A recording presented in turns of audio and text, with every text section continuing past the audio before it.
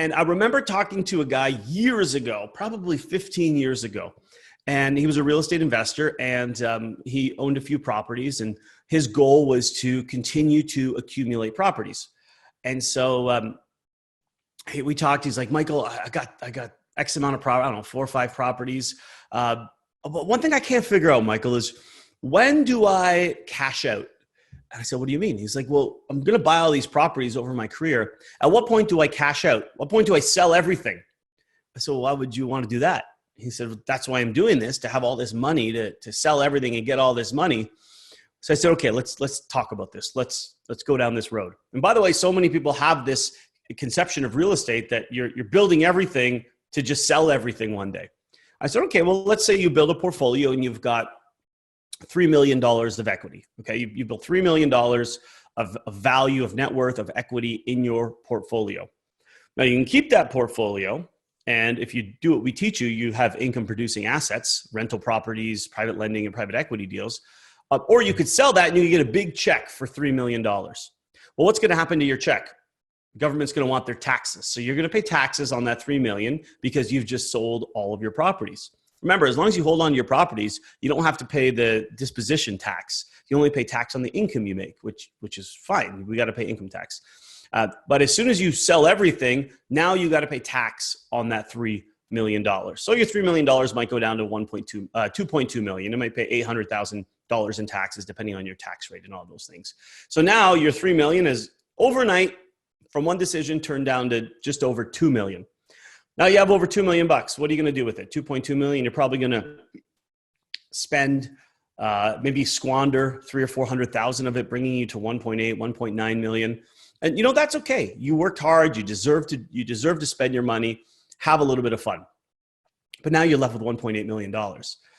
So what are you going to do with this 1.8 million? He says, well, I'm going to have to do something with it. I'm going to invest it. I'm like, okay, well, where are you going to, I said, are you going to leave it in the bank or are you going to invest it? He says, I'm going to invest it. I said, well, where are you going to invest it?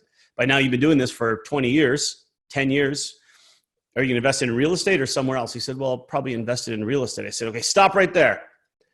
This is your plan. Let's go over your plan. You're going to acquire this portfolio to cash out one day, to take the money and then to invest it right back in real estate, but lose almost half of it in taxes and in spending.